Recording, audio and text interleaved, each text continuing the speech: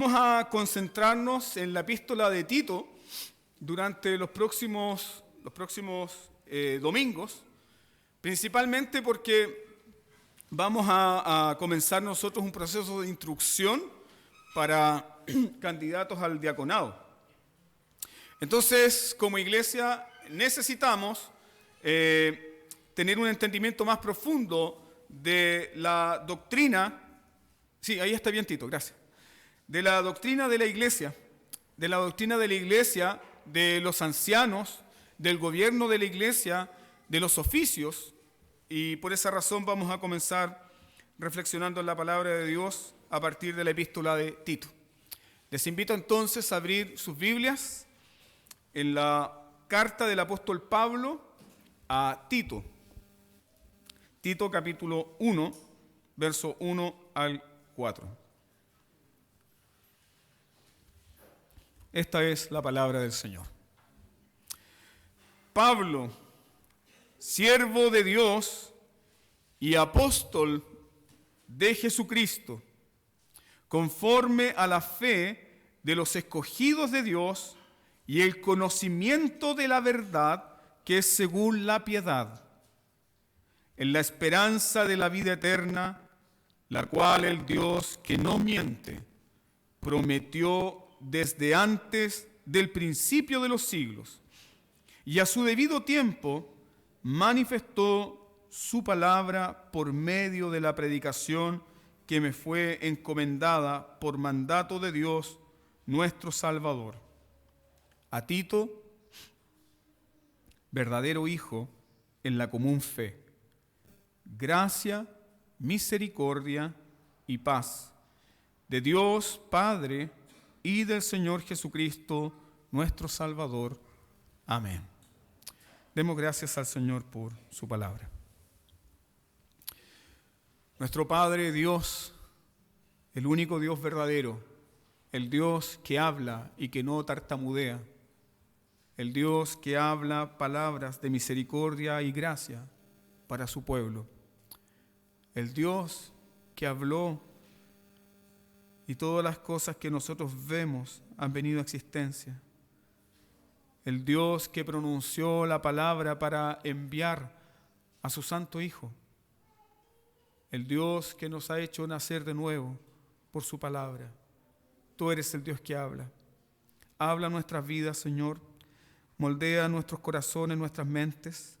Enséñanos, Padre, a ser una iglesia que te honre, a ser una iglesia embellecida por la doctrina, para que tu bendito nombre sea glorificado.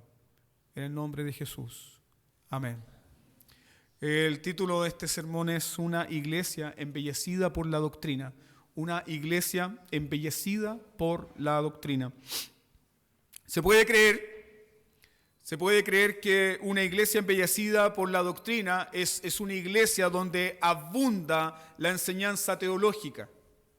Se podría creer que una iglesia embellecida por la doctrina es una iglesia que abunda en conocimiento teológico. Hay muchas de esas iglesias. Muchas de esas iglesias tienen mucho conocimiento teológico, mucha educación cristiana, mucha información doctrinal. Pero en muchas de esas iglesias existen los mismos pecados, los mismos vicios y los mismos escándalos que se encuentran en el mundo. Si yo quiero que entendamos esto, que para el apóstol Pablo, una iglesia embellecida por la sana doctrina es una iglesia que tiene una simetría perfecta. Para Pablo, una iglesia embellecida por la sana doctrina es una iglesia que tiene una simetría perfecta entre conocimiento de la verdad y la práctica de la verdad. Eso para Pablo es una iglesia embellecida por la doctrina. No es una iglesia que simplemente tiene conocimiento teológico. No es una iglesia que tiene buenos predicadores. No, para Pablo una iglesia embellecida por la sana doctrina es una iglesia que tiene conocimiento de la verdad y la práctica de la verdad. Y ese es el tema central de la epístola a Tito. como también es el tema central a la epístola también de Timoteo. Frecuentemente cuando ustedes leen Timoteo, Pablo está completamente preocupado para que la iglesia no solamente tenga conocimiento doctrinal, sino para que también tengan vidas piadosas, para que ese conocimiento de la verdad se manifieste en vidas temerosas de Dios, en vidas piadosas. Entonces, el gran tema a Tito es la unión perfecta entre conocimiento de la verdad y la práctica de la verdad. Ahora, muchos de nosotros cuando pensamos en Timoteo y en Tito, tenemos la imagen romántica de que estos eran pastores titulares de una iglesia local y que se quedaron por siempre ahí como pastores titulares de una iglesia local. Y las escrituras nos enseñan que tanto Timoteo como Tito eran delegados apostólicos, eran delegados del apóstol Pablo. Es decir, tanto Timoteo como Tito son enviados por el apóstol Pablo para establecer orden en las iglesias locales. Fueron delegados apostólicos. El apóstol Pablo envió a Timoteo y a Tito para corregir lo deficiente en una iglesia local. Entonces, ¿cómo se corrige lo deficiente en una iglesia local en el entendimiento de Pablo? De ahí nosotros tenemos nuestra doctrina presbiteriana. Una iglesia se corrige en cuanto a su orden a través del gobierno de ancianos. Para el apóstol Pablo, una iglesia local logra crecer y desarrollarse cuando esa iglesia local tiene un gobierno de presbíteros. Y la misión de Tito justamente era ordenar la iglesia en Creta, una iglesia que tenía ciertos problemas de desorden, a través de establecer ancianos. Entonces, Tito va a corregir lo deficiente. Tito va a corregir lo deficiente no aumentando la comunión, no aumentando un presupuesto. Tito va a corregir lo deficiente principalmente a través de establecer ancianos que gobiernen la iglesia, que cuiden de la iglesia. Pero esos ancianos, tanto como Tito, deben también tener esta simetría perfecta entre conocimiento de la verdad y la práctica de la verdad. Y eso, queridos hermanos, no solamente era una instrucción para Tito, también es una instrucción para toda iglesia cristiana, en todo lugar donde se encuentre. A través de esta carta nosotros tenemos la doctrina de la iglesia, juntamente con el libro de los Hechos. La sana doctrina de la iglesia. Ahora, ¿cómo Pablo comienza esta carta? ¿Cómo Pablo nos introduce esta carta? Principalmente Pablo introduce esta carta con un saludo contundente. Un saludo muy contundente, los primeros 4 versículos. ¿Y por qué hablamos de un saludo contundente? Porque este saludo es uno de los saludos más largos de las epístolas de Pablo, junto con la carta a los romanos. Es un saludo largo.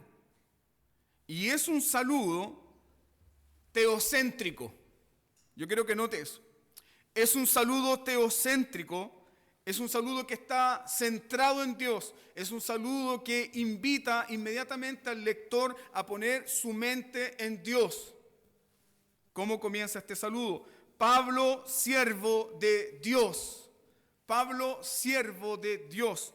Está centrado en Dios, así también como la propia vida del apóstol Pablo. El apóstol Pablo se identifica a sí mismo como un doulos, como un siervo, como un esclavo, no como el esclavo de Jesús, porque frecuentemente Pablo usa esa palabra, esclavo de Cristo, pero aquí Pablo nos dice que él es esclavo de Dios, es el siervo de Dios, un siervo de Dios, un esclavo.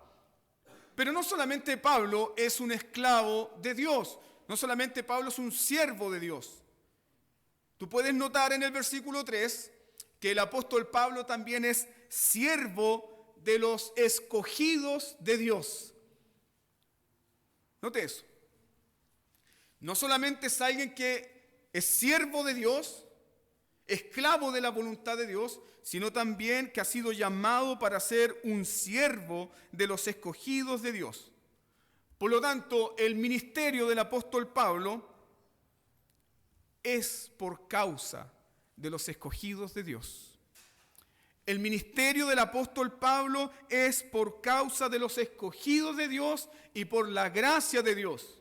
Y ahí nosotros tenemos una lección práctica para la iglesia. Todo oficio, todo llamamiento, todo don, todo lo que el Señor te llame a hacer en su iglesia, no es por tu causa.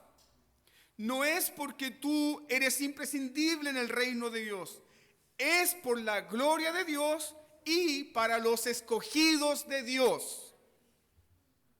Para eso Dios te llamó. Para eso Dios nos ha llamado. Para eso Dios embellece nuestras vidas con dones.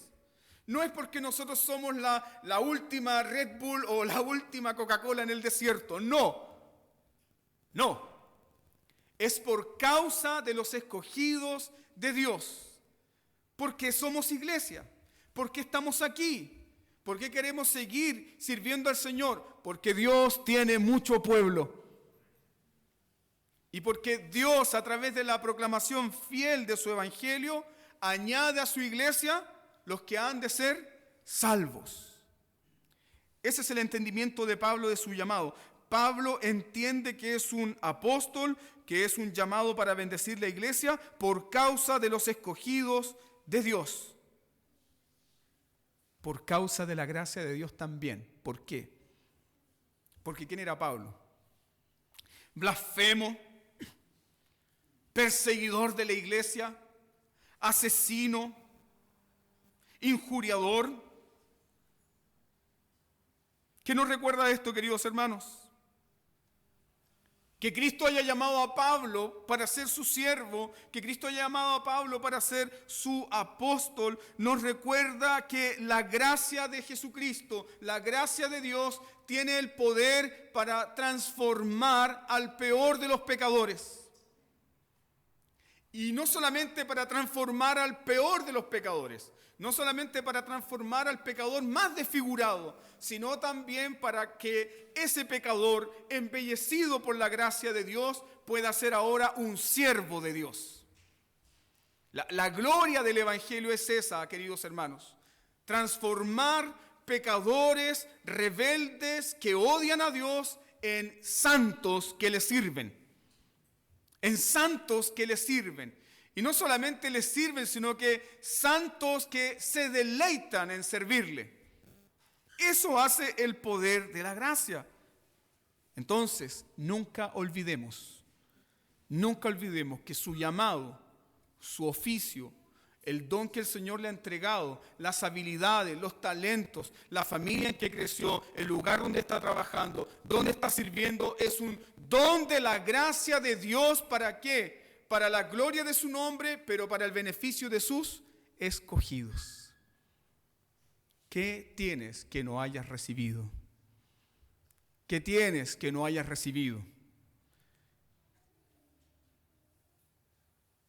Y si lo recibiste, ¿por qué te glorías como si no lo hubieses recibido? Nada es tuyo, nada te pertenece. Todo lo que nosotros tenemos es don de Dios. Y ese don de Dios es para la gloria de Dios y para la edificación de su pueblo. Por eso estamos aquí. Y eso nos permite entonces pensar, queridos hermanos, que una persona que se va a dedicar a servir a la iglesia debe tener un fundamento firme en la gracia de Dios. Porque si no comprende la gracia de Dios, entonces esa persona se va a enseñorear de la iglesia, va a ser un tirano en la iglesia, no va a servir a sus hermanos. Pero la persona que más comprende la gracia, que más comprende el evangelio, sirve más. Es más humilde. Es más dispuesto a servir. Es más dispuesto a entregar. ¿Por qué? Porque sabe que la posición que tiene no la merece. Es por gracia. Ya recuerda usted las palabras del apóstol Pablo. Todo lo sufro ¿por amor de quién? Por amor de los escogidos. Estoy dispuesto a sufrir hambre, desnudez, persecución. Estoy dispuesto a sufrir la calumnia, la falsa acusación. Estoy dispuesto a sufrir la cárcel, dice Pablo. ¿Por qué? Por amor a los escogidos. Porque Pablo entiende que es un instrumento en la gran obra de redención. ¿Para qué? Para que Dios traiga a los perdidos a la luz del Evangelio. Así también nosotros debemos mirar nuestras propias vidas. Somos instrumentos escogidos en las manos del Señor para la gloria de su nombre y para el beneficio de sus escogidos. Ya recuerdan ustedes cuando el apóstol Pablo fue apedreado en Listra. Y los que le acompañaban ahí pensaron que Pablo estaba muerto, ¿no? ¿Y qué hicieron sus acompañantes? Bueno, vamos a orar por el pastor Pablo. Trataron de reanimarlo, trataron de imponerle manos. Yo me imagino un par de ayudantes ahí orando, clamando al Señor, ungiéndolo por fe, no sé. Pero de pronto Pablo se paró. Y le preguntaron, Pablo, ¿a dónde vas? Voy a predicar. ¿Por qué? Porque cuando comprendemos el poder de la gracia de Dios, el poder del Evangelio, que el Evangelio nos ha dado perdón, identidad, que el Evangelio ha perdonado todas nuestras culpas, todas nuestras transgresiones, todas nuestras inmundicias, nos ha hecho libres, nos ha hecho nuevas criaturas, hemos recibido tal poder que nuestra vida ya no cuenta, nuestra vida está al servicio de Dios. Y deseamos con gozo correr la carrera que el Señor nos ha puesto. Pablo entiende que es un apóstol para exhortar, afirmar y equipar la fe de los escogidos de Dios. Por eso el apóstol Pablo en el versículo 1 comienza diciendo lo siguiente: conforme a la fe de los escogidos de Dios. Conforme a la fe de los escogidos de Dios. Meditemos un momento acá en la doctrina de la elección brevemente. Dios llama a sus elegidos. ¿Cómo? ¿Cómo Dios llama a sus elegidos? ¿Cómo Dios llama a aquellos que escogió desde antes de la fundación del mundo? ¿Cómo Dios los llama? Dios coloca un anuncio en las nubes tecnicolor diciendo, ven a mí. Eso no sucede. ¿Cómo Dios llama a sus escogidos? ¿Cómo Dios te llamó a ti? ¿Cómo Dios nos llamó? Nos llamó por la bendita y pura predicación del Evangelio. Dios llama a sus escogidos por medio de la predicación del Evangelio. La predicación apostólica, a la cual Pablo hace mención acá. La predicación apostólica es la pura predicación del Cristo crucificado, del Cristo resucitado y del Cristo exaltado, cumpliendo perfectamente por su pueblo. Esa es la predicación del Evangelio, a la cual Dios usa para llamar a sus escogidos. Dios escogió entonces, como dice el apóstol Pablo, salvar a los suyos. ¿Por medio de qué? Por medio de la locura de la predicación. ¿Y por qué hablamos de la predicación es una locura? No es porque estamos hablando insensatez o tonteras desde un púlpito. Porque para el hombre, la sabiduría de Dios, el poder de Dios es locura, no tiene sentido. ¿Cómo Dios se va a humillar para perdonar a aquellos que le aborrecen? ¿Cómo Dios va a venir a mí, un insignificante pecador, rebelde, que le odia, que lo desprecia, que no quiere su palabra? ¿Cómo Dios desciende por mi vida? Eso para nuestra mente humana y natural es locura. Pero es la sabiduría perfecta de Dios descender para salvar, para perdonar a aquellos que no tienen cómo poder venir a Dios, porque están muertos en delitos y en pecado. Esa es la sabiduría de Dios. Y esa es la gloria de este evangelio que predicamos, que no tiene punto de comparación alguno con las religiones humanas. Todas las religiones humanas enseñan, si haces esto, entonces los dioses te van a bendecir. Si haces esto, entonces serás salvo. Pero el evangelio que predicamos, ¿qué es? Dios lo ha hecho. Consumado es. Dios lo ha hecho por ti. Dios ha venido a tu vida. Dios transforma tu vida. Dios te da una nueva disposición. Su amor se te da cuando tú lo odias. Esa es la gloria de este evangelio que predicamos. Y eso es lo que dice el apóstol Pablo. Que Dios llama a los escogidos por la predicación del evangelio. Estos escogidos que fueron escogidos de manera libre y soberana por el puro afecto de la voluntad de Dios. ¿Por qué Dios te escogió? Según Efesios capítulo 1, verso 4, por el puro afecto de su voluntad. Por el puro afecto de su voluntad. Porque te amó. Porque te amó de manera libre y soberana. Te amó cuando tú eras un aborrecedor de Dios. Te amó libre y soberanamente por el puro afecto de su voluntad. No por obras. ¿Por qué? Porque la elección no es a partir de las obras. Las obras no son la causa de la elección. Las obras no son causa de elección, sino que las obras, las buenas obras que nosotros hacemos, evidencian, ¿qué cosa? Que has sido llamado. ¿Por qué? Lea su Biblia, Efesios capítulo 2, versículo 10. En Efesios 2, 10, el apóstol Pablo dice que todos fuimos creados por Dios porque hechura suya somos. Es muy linda esa palabra. Hechura suya somos. Ahí Pablo está diciendo, nosotros somos el poema de Dios, la composición de Dios. Usa esa palabra poema. Somos la hechura de Dios, la composición de Dios. Fuimos creados por Dios para hacer buenas obras. Él mismo las diseñó. Él mismo creó esas buenas obras para que usted y yo anduviésemos en ellas. Entonces, nuestras buenas obras no son causa ni de la elección, no son causa del perdón, no son causa de la justificación. Nuestras buenas obras son causa ¿de qué? Del amor de Dios antes de la fundación del mundo dado a los pecadores. Nuestras buenas obras son evidencia de que hemos sido llamados por Dios. No fuimos escogidos porque Dios vio en nosotros santidad.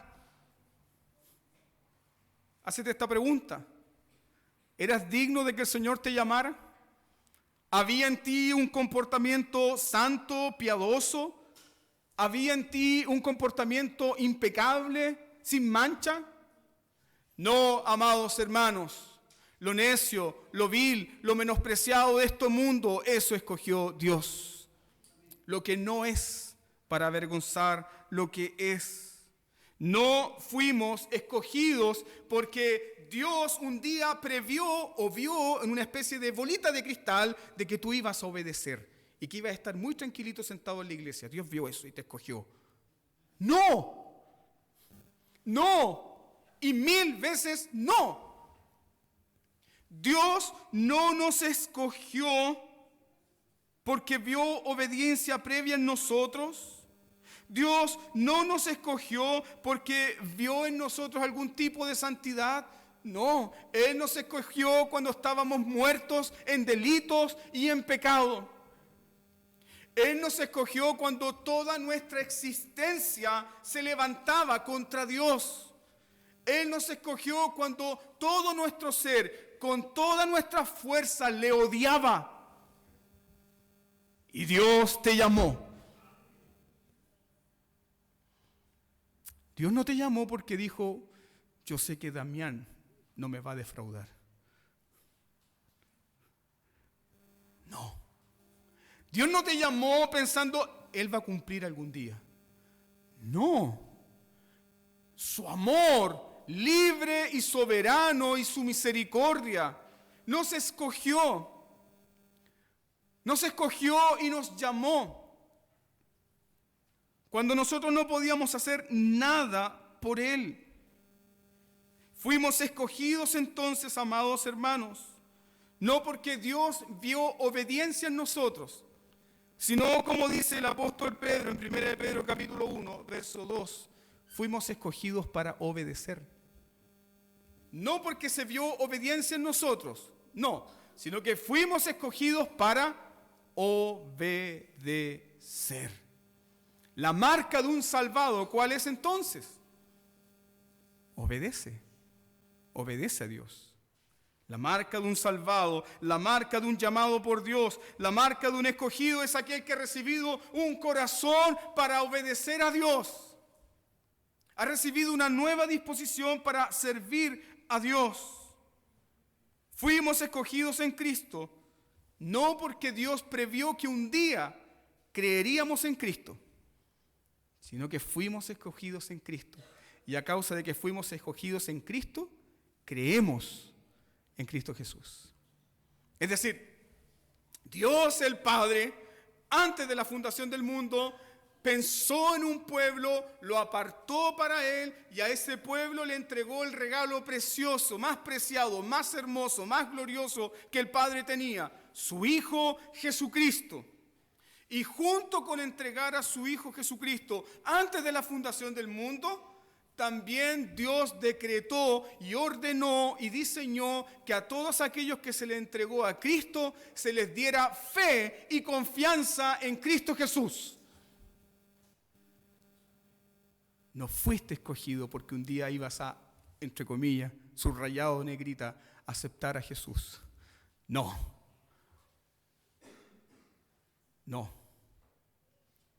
Fuiste escogido porque fuiste escogido en Cristo.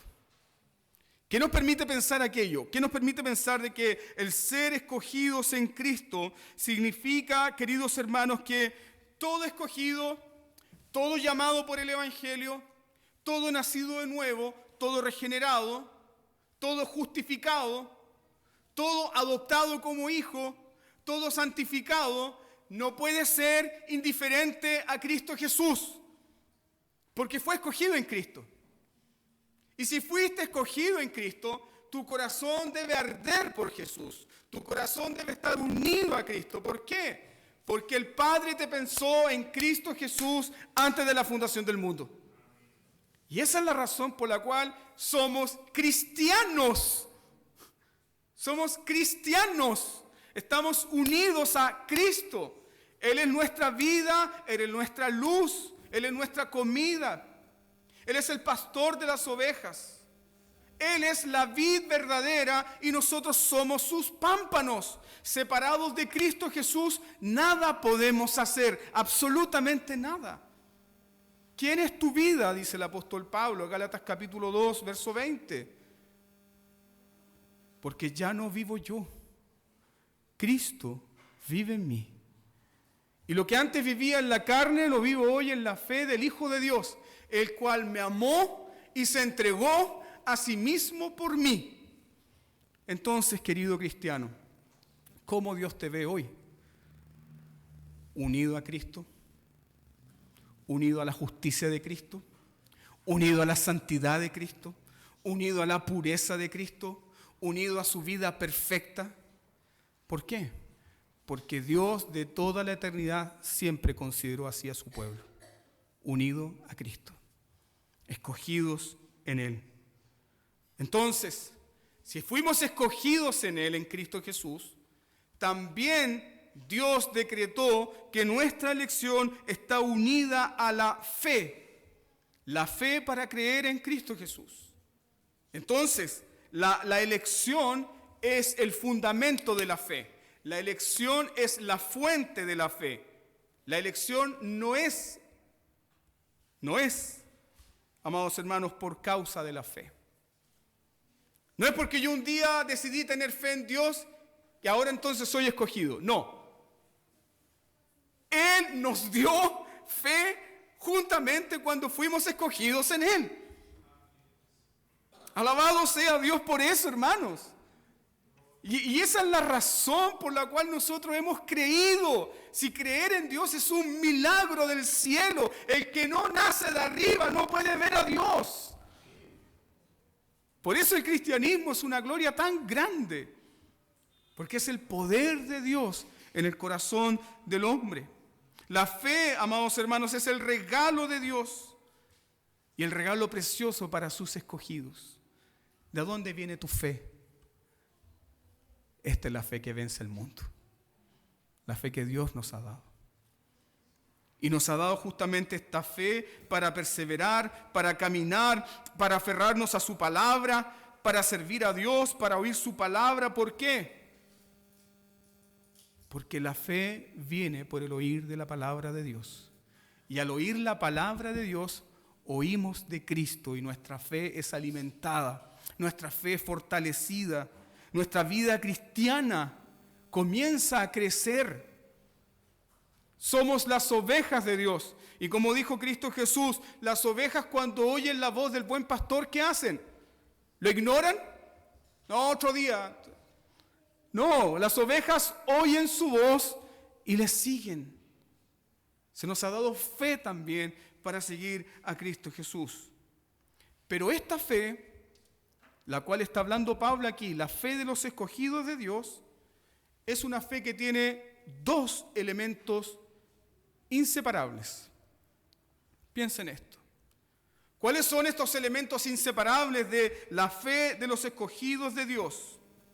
Pablo dice que la fe de los escogidos de Dios es en el conocimiento de la verdad. No es una fe mística. No es una fe mística, es una fe que está centrada ¿dónde? En las Sagradas Escrituras. Es una fe que está centrada en las Sagradas Escrituras. Por lo tanto, la fe de los escogidos de Dios es una fe que se alimenta de las Escrituras, vive por las Escrituras, depende de las Escrituras, desea oír las Escrituras. Esa es la fe de los escogidos de Dios, no nos equivoquemos. Y esa fe se evidencia en conocimiento de la verdad y piedad.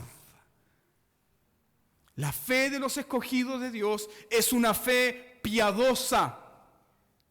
La palabra piedad en griego es eusebeia, que denota algo hermoso, de un temor reverente, de una delicadeza, de un cuidado. La piedad que está unida al conocimiento de la verdad. Entonces, ¿cómo Pablo resume la vida cristiana? Pablo resume la vida cristiana de esta manera.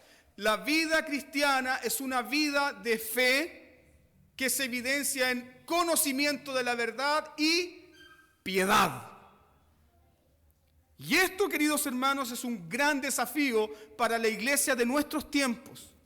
Porque la iglesia de nuestros tiempos tiene conocimiento de la verdad, mucho conocimiento de la verdad, luz de la verdad, pero muy poca piedad. Entonces, ¿será la fe de los escogidos de Dios la que rodea muchas iglesias?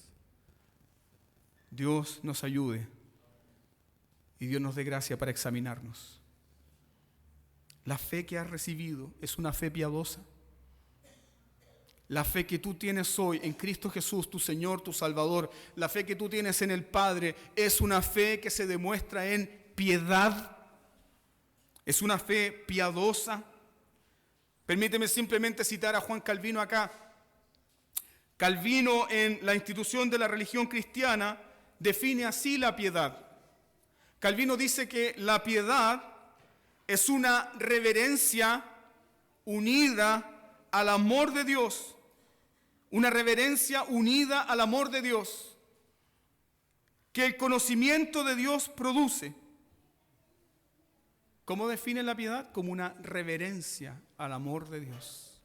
Es decir, el hombre piadoso, la mujer piadosa, vive con un temor reverente en su corazón y un deseo de amar a Dios, de obedecer a Dios.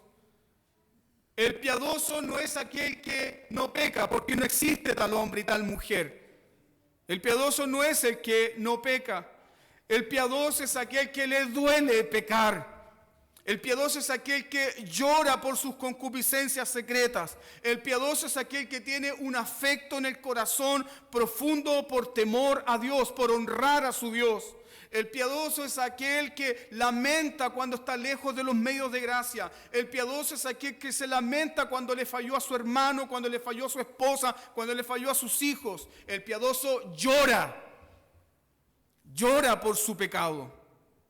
¿Por qué? Porque la fe que ha recibido de Dios le ha dado una disposición temerosa de Dios para honrar a Dios. El piadoso prefiere sufrir antes que desobedecer a Dios.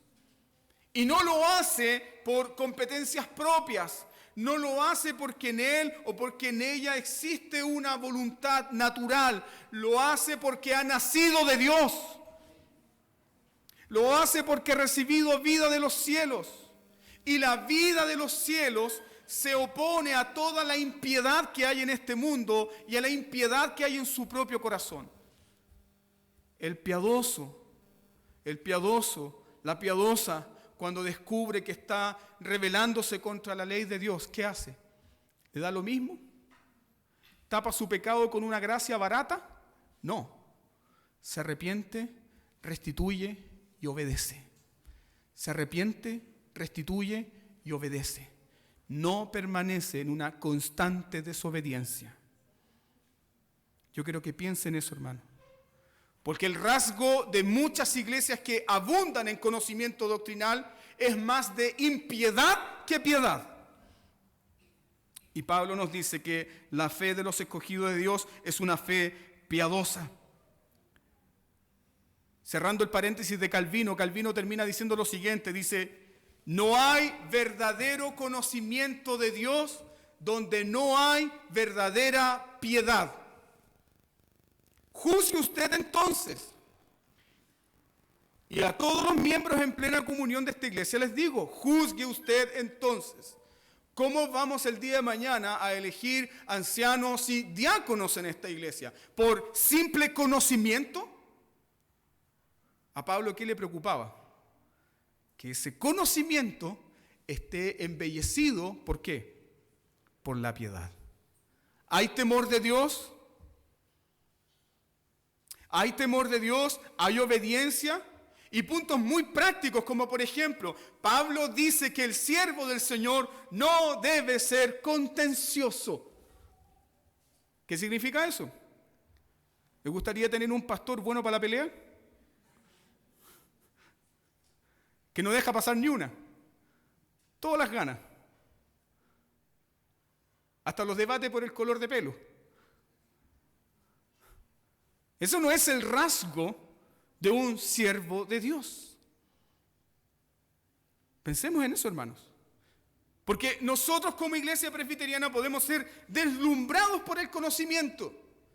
Pero si ese conocimiento no está embellecido por la piedad, no hay verdadera piedad. No la hay.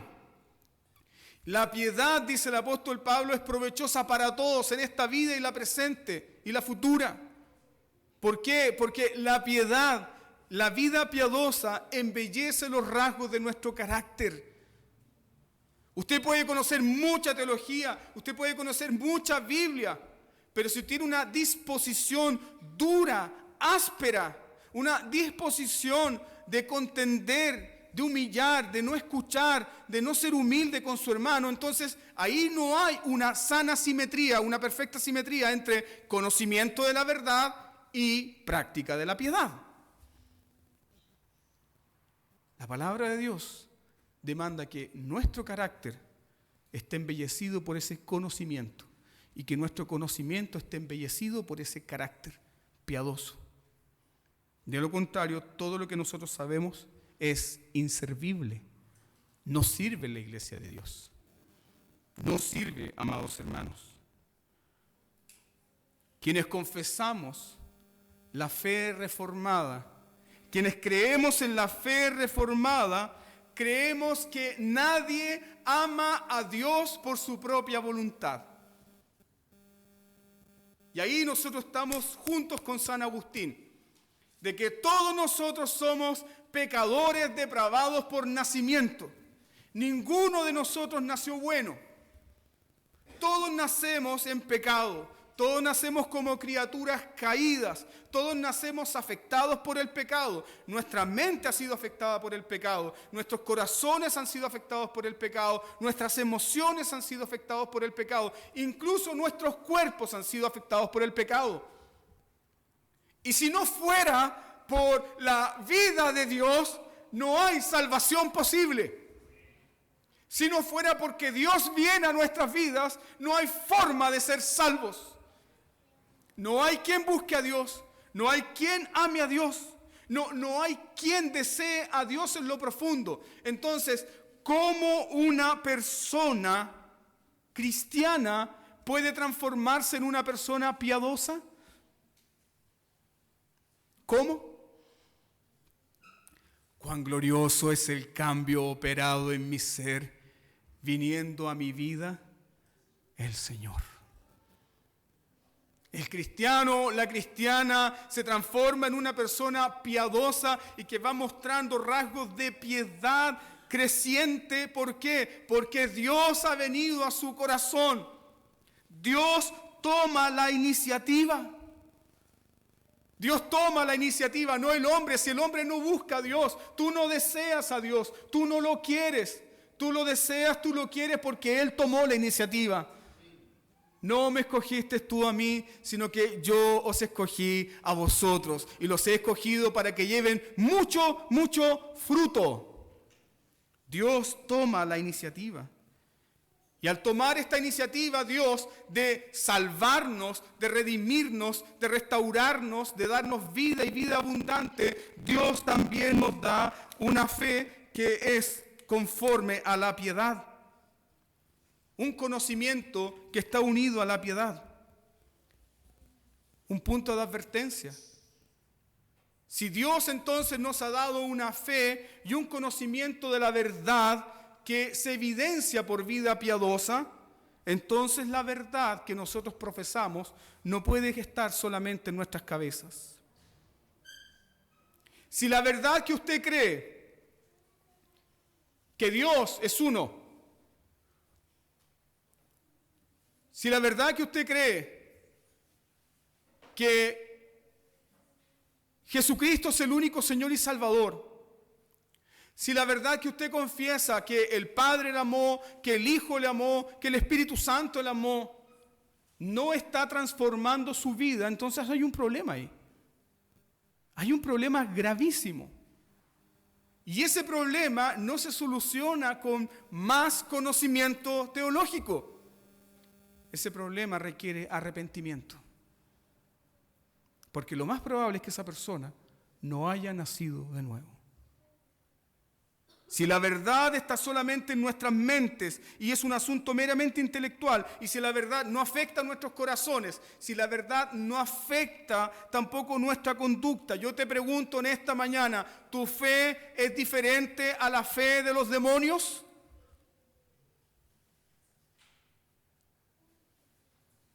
Si la verdad que tú recibes domingo a domingo se queda solamente en tu mente y luego llega el día lunes y la desechas, estoy listo para empezar de nuevo. Si esa verdad se queda solamente en tu mente como un asunto intelectual, si esa verdad no afecta a tu corazón y no se evidencia en tu conducta, yo te pregunto, ¿tu fe es distinta a la fe de los demonios? Mira por favor lo que dice Santiago. Santiago capítulo 2, verso 18 y 19. Pero alguno dirá, tú tienes fe y yo tengo obras, lo que citaba Claudio. Muéstrame tu fe sin tus obras y yo te mostraré mi fe por mis obras. ¿Tú crees en Dios? ¿Tú crees que Dios es uno? ¿Tú crees que Dios es uno? Bien haces. También los demonios creen y tiemblan. Entonces, si el conocimiento de Dios que tú dices tener no te está transformando, no te está dando nuevos afectos por Dios, una nueva disposición para obedecer, una nueva disposición para servir a Dios y a su pueblo, entonces pregúntate qué tipo de fe tienes. Puede ser que por mucho tiempo has estado engañado y solamente tienes la fe de los demonios. El verdadero conocimiento es inseparable de la piedad. Y yo sé que ustedes al escuchar esto están sintiendo todo el peso de la ley. El verdadero conocimiento es inseparable de la piedad. Pero déjame recordarte algo. Que Dios no esperó que tú fueras piadoso para salvarte. Alabado sea Dios. Sí, el verdadero conocimiento es inseparable de la piedad, pero Dios no esperó que nosotros fuésemos piadosos para amarnos. Dios no dijo, yo voy a esperar que un día tú me ames y entonces te voy a salvar. Dios no dijo, yo voy a esperar que un día tú seas piadoso y entonces voy a obrar en ti. No, queridos hermanos. Así como tampoco Dios esperó que tú ordenaras tu vida, te casaras, pusieras en regla tu vida, tu casa para amarte o salvarte. Cuando Dios nos amó, Él nos amó cuando éramos impíos. Él nos amó cuando éramos impíos. Él nos amó cuando no teníamos ningún afecto por Él. Él nos amó cuando éramos insensatos. Ningún pensamiento para Dios. Él nos amó cuando éramos rebeldes. Rebeldes a su ley, rebeldes a su evangelio, rebeldes a toda cosa buena que desciende de lo alto, rebeldes. Él nos amó cuando éramos extraviados, eras una oveja extraviada, descarriada. Él nos amó cuando éramos esclavos de concupiscencias, esclavos de nuestros malos deseos. Cuando te deleitabas en tus malos deseos, cuando te deleitabas en tus vicios, en tus más bajas pasiones, ahí Dios estaba amando. Y por el puro afecto de su misericordia y de su gracia, te preservó hasta el día en que se encontró contigo. Bendito Dios. Él nos amó cuando éramos esclavos de deleites diversos. Dice Pablo en Tito 3:3. Él nos amó cuando vivíamos en malicia. Él no esperó que tú fueses piadoso para amarte. Él te amó cuando eras impío. Y porque te amó cuando eras un impío, te dio una fe piadosa. Entonces, amados hermanos, el crecimiento del cristiano se evidencia en esto. Ya no vivo como vivía antes. Sí, no soy perfecto, es verdad. No soy perfecto, lucho con mi carácter, lucho con la oscuridad de mi corazón, lucho con mi carácter horrible. Sí, no soy perfecto, pero no soy el mismo de cuando la gracia de Dios me encontró. No soy el mismo. Eso solamente lo puede decir un hombre y una mujer que ha recibido vida de Dios. No soy el mismo. Dios no esperó en que nosotros fuésemos piadosos para salvarnos. Él vino a nuestras vidas cuando, escuche bien por favor, éramos aborrecibles. Éramos aborrecibles y además nos aborrecíamos unos a otros. Éramos aborrecibles. ¿Entiendes lo que significa el término? Eres digno ¿de qué? De que te aborrezca, de que te desprecie, de no ser considerado. Éramos aborrecibles y Dios nos amó. Su amor nos ha dado la verdad del Evangelio. Su amor nos ha dado la verdad del Evangelio que transforma nuestras vidas. Mira por favor Tito capítulo 2, versículo 12. Yo quiero que mire su Biblia ahí. ¿Qué ha hecho el Evangelio en nuestras vidas? Porque eso marca un antes y un después. La verdad de su Evangelio nos enseña a renunciar. ¿A qué cosa? A renunciar a la impiedad, según Tito capítulo 2, versículo 12. El poder del Evangelio nos enseña a renunciar a la impiedad. El poder del Evangelio nos enseña a renunciar a los deseos mundanos. El poder del Evangelio nos enseña a vivir como en este mundo. Sobria, justa y piadosamente. ¿Puedes identificar a un cristiano con eso? Sí. Esas son las marcas de un cristiano. Entonces, muchos se pueden llamar cristianos, muchos se pueden llamar cristianos reformados. Muchos pueden tener la Biblia de MacArthur, o la Biblia de Sproul, o la Biblia de Joel Beeke, identificarse como cristianos reformados. Ojo que yo también tengo esas Biblias. No estoy disparando acá al voleo. Simplemente estoy afirmando esto, de que podemos afirmar que somos cristianos reformados, podemos afirmar que tenemos sana doctrina, pero si el conocimiento de la verdad no nos está transformando, si el conocimiento de la verdad no está haciendo que usted y que yo odiemos más el pecado, si el conocimiento de la verdad no está haciendo que usted y yo mortifiquemos más nuestro pecado, mortifiquemos más nuestro carácter y las pasiones de nuestro corazón, nuestro conocimiento no vale. No sirve de nada, hermanos. Nuestro conocimiento no vale, es en vano, es inservible. Mira lo que el apóstol Pablo dice, que ese conocimiento que no se evidencia en piedad es el mismo conocimiento que tienen los falsos maestros. Mira el capítulo 1 de Tito, versículo 16. ¿Cuál es la característica de los falsos maestros? Profesan. ¿Qué profesan? Soy reformado, 5 solas, confesión de fe de Westminster, catecismo de Heidelberg. Profesan conocer a Dios. Profesan conocer a Dios, pero con sus hechos lo niegan. ¿Y qué son? Son abominables, son rebeldes, son reprobados en cuanto a toda buena obra. Son reprobados en cuanto a toda buena obra.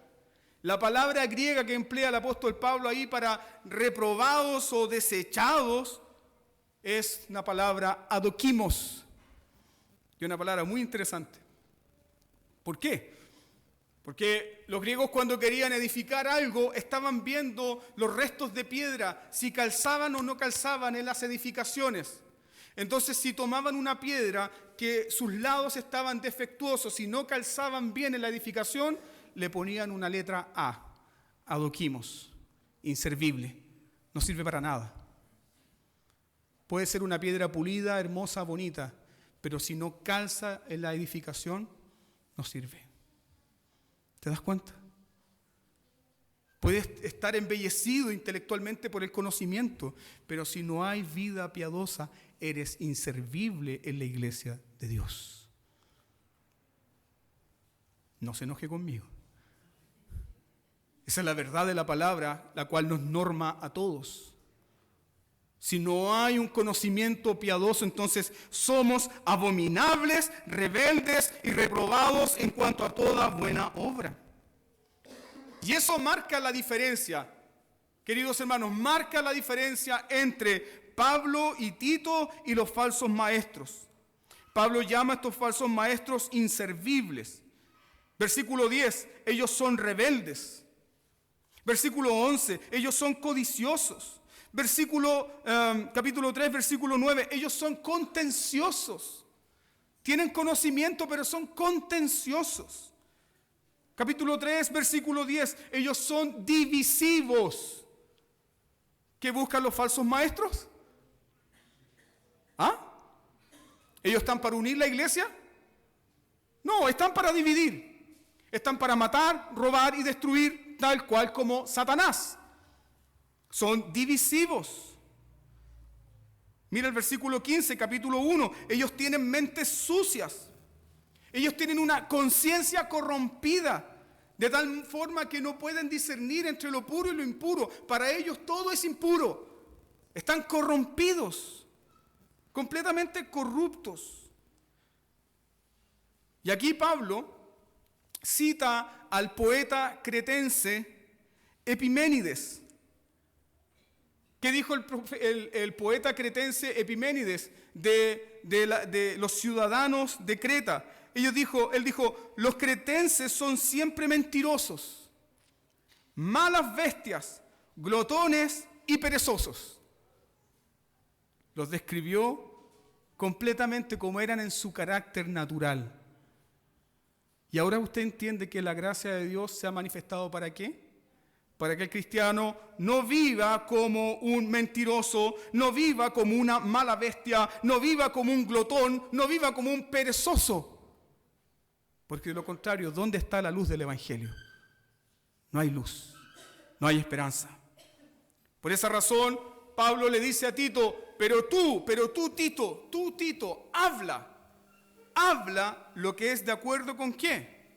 Con la sana doctrina. Habla lo que es de acuerdo con la sana doctrina. ¿Y qué nos enseña la sana doctrina? Que el conocimiento que según la piedad comienza con la esperanza celestial. Vamos por favor al versículo 2. El conocimiento de la verdad que según la piedad es la esperanza de la vida eterna, la cual Dios, que no miente, prometió antes de los principios de los siglos. ¿Dónde comienza la vida piadosa? En la esperanza que Dios nos ha dado, la esperanza de la vida eterna. ¿Cómo te transforma la vida eterna? La vida eterna te transforma con su esperanza. Anhelas un cielo, anhela la vida celestial. ¿Por qué? Porque quien ha dado esa esperanza es el Dios de toda esperanza. Él ha puesto esa esperanza en nuestros corazones.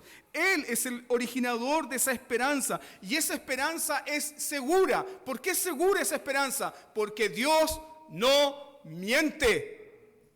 Dios no miente. Él no juega contigo. Él no juega con tus emociones. Él no juega con tus afectos. Si Él lo prometió, si Él lo habló, es verdad, la pura, santa verdad. Dios no miente. Por eso el cristiano tiene una esperanza segura.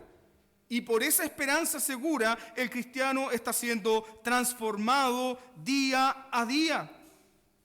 Permíteme recordar lo que dice el apóstol Pedro, 1 de Pedro 1:3.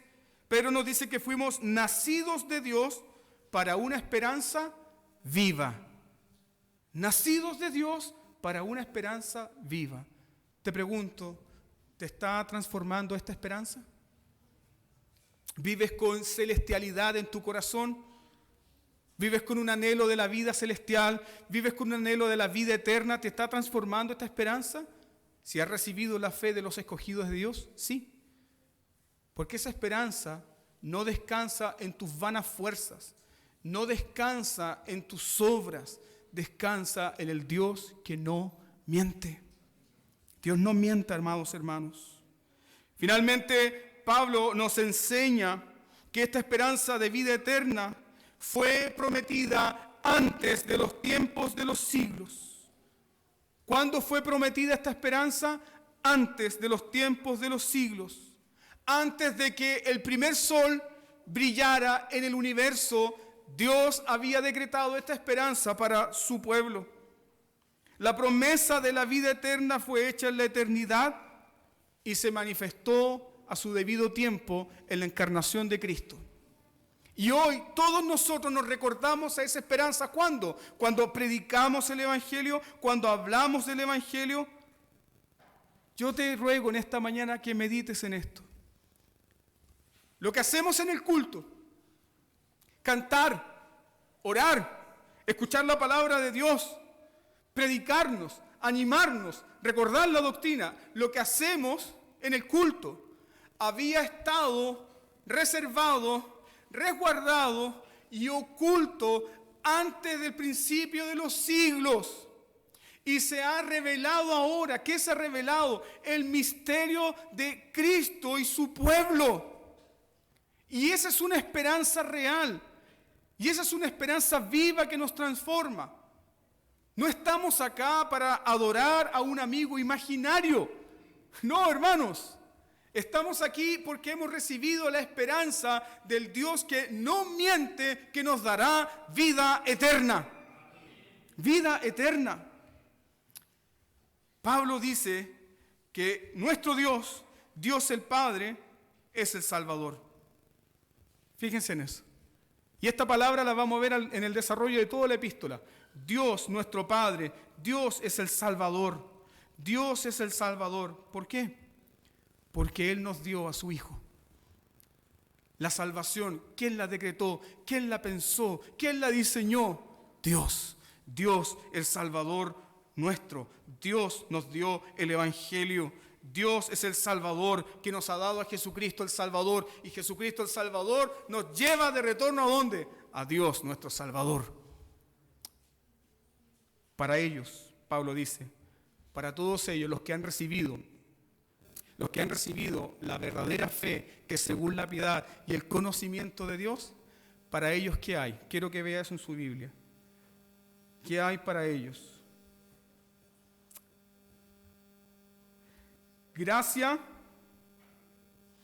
misericordia y paz de Dios Padre y del Señor Jesucristo, nuestro Salvador.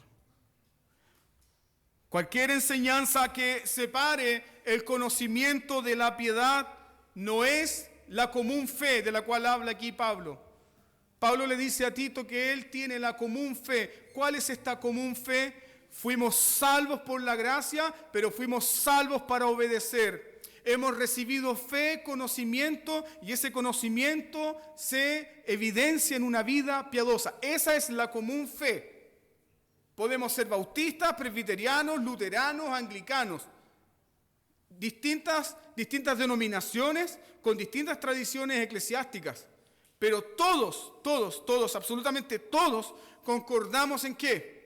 La fe de los escogidos de Dios es una fe que está centrada en el conocimiento de la verdad y la práctica de la verdad. Cualquier persona, cualquier iglesia que se desvíe de eso, no tiene la común fe. Y si no tiene la común fe, no puede disfrutar ni de la misericordia, ni de la gracia, ni de la paz. ¿Tienen la común fe de Pablo, de Tito? ¿Tienes la común fe? Si tienes la común fe, para ti hay misericordia, gracia y paz de Dios tu Salvador y de Jesucristo tu Salvador. Entonces, amada iglesia, al momento de cerrar este sermón, medita si la fe que tienes es la fe de los escogidos de Dios y no la fe de los demonios, no la fe de los falsos maestros. Que tu conocimiento doctrinal, que lo que has aprendido, que las doctrinas que más te agradan, que las doctrinas que te han a ti vigorizado, que las doctrinas que te han animado, se estén manifestando ¿en qué? Servicio piadoso para Dios y para su pueblo. Dios nos bendiga. Oremos. Padre nuestro, buen Salvador, a ti te honramos y te alabamos. Y te rogamos entonces que esta tu palabra que ha sido anunciada y predicada para nuestro beneficio, para nuestra salud, produzca en nosotros, Señor, buenas obras. Que no seamos, Señor, simplemente una iglesia que tiene buena doctrina, sino, Señor, que seamos una iglesia que tiene una doctrina embellecida por la piedad, donde se ve en nosotros humildad, se ve en nosotros servicio, se ve en nosotros amor, afecto. De otra manera, Señor, somos inservibles, no somos provechosos en tu reino. Por eso rogamos, Señor, tu misericordia. Por eso rogamos, Señor, tu gracia. Aplica tu palabra, bendito Espíritu Santo, y danos una nueva disposición para obedecerte y servirte. En el nombre de Jesús. Amén.